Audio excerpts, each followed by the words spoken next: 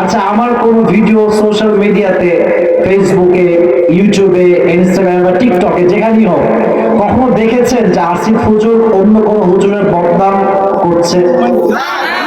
আচ্ছা বলেন না, বলেন দেখছেন, কখনো দেখছেন?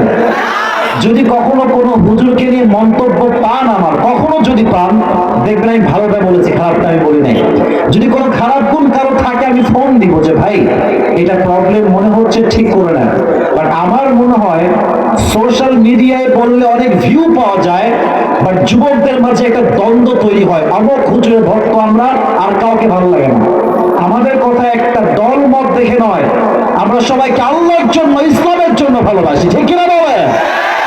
অতএব মেহেরবানি করে let it go and please let it of.